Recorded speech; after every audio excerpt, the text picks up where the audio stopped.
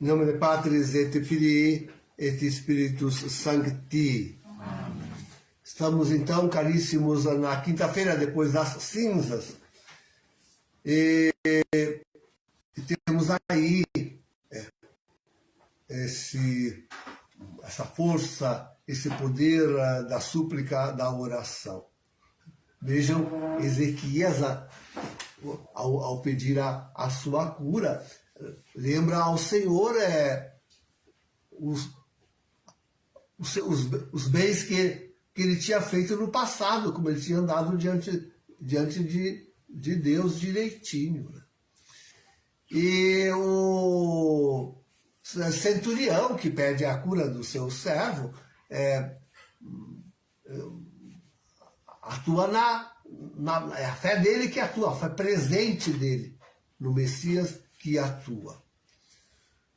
Eu diria que nós não estamos nem numa situação, porque se olhar a nossa pobre vida, se olhar a história da humanidade, se olhar tantos desregramentos que ocorrem, realmente Deus não há que atender prece alguma. Né? Se bem que hoje nós não rezamos mais para que Deus nos dê 15 anos, mas para que Ele abrevie, para que Ele mande logo Jesus de volta. Esse que é, na verdade, o nosso pedido. Bem, mas sim, hoje nós mais olhamos para o futuro, para a penitência que futuramente, esse futuro esperamos que não esteja longe, aliás, já estamos, de certa forma, vivendo, o futuro em que nós tenhamos coragem de aguentar os grandes sofrimentos, vivê-los em Deus, e assim merecer a salvação. Então, não é no passado, onde as nossas obras não são boas, as obras da humanidade não recomendam. Nem no presente, onde se vive, na verdade, uma grande apostasia. Pensa nessa igreja de Bergoglio, vive uma grande apostasia. Aliás, eu estou me mordendo para não dizer, mas eu vou ceder à tentação. Esse texto aí do Evangelho é um dos textos que essa gente está interpretando para dizer que olha a exegese que estão fazendo hoje, para dizer que este homem aí, quando diz o centurião, quando diz que ele não é digno de que Jesus vá à casa dele, ele diz isso porque se reconhece homossexual. Essa é a interpretação que fazem. E o servo dele, eles dizem que seria o amante dele. E que mesmo assim, assim, o pessoal enlouqueceu. Enlouqueceu completo e loucura completa e total. Já estão mudando o Evangelho, já não é mais o Evangelho. Isso já é uma nova Bíblia. Já é uma Bíblia escrita pela desinteligência desartificial desses homens aí, que, enfim, é pura loucura, pura loucura. Mas sim, queridos, nós precisamos afirmar isso. Com que disposição nós precisamos colocar no nosso coração, hein? Porque nem homens de oração nós não somos direito. A oração neste mundo desapareceu praticamente. A grande apostasia é também um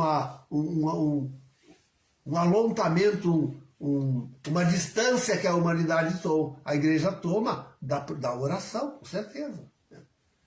Não aconteceria grande apostasia se fosse uma igreja orante, verdadeiramente orante, implorante, se voltasse o seu rosto contra a parede, como fez Ezequias, e implorasse, ou então fosse ao encontro de Jesus, como o centurião, e lhe suplicasse. Não é mais uma igreja orante aquela que nós temos aí.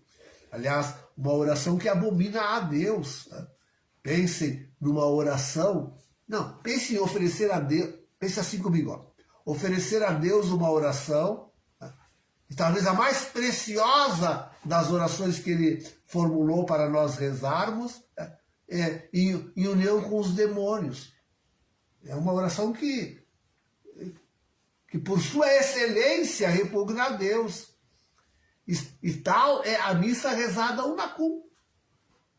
A missa unacum é a oração mais elevada que pode haver, é o sacrifício de Cristo. Que nós que nós não, por favor. Que essa gente, que esses padres elevam unidos com os demônios, com Bergoglio.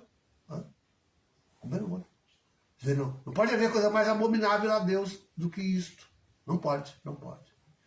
Então, nós vemos como a perdição, no momento atual, é de total perdição. O que nós podemos esperar é que para o futuro, padres tomem consciência e abandonem oferecer o santo sacrifício unidos com esta contra-igreja, unidos com Bergoglio. E o que nós esperamos é que os grandes sofrimentos, os grandes sacrifícios aos quais seremos forçosamente submetidos, a humanidade será forçosamente submetida, sirva para ela como um chamado a oferecer aquilo como penitência em oração. Penitência em oração.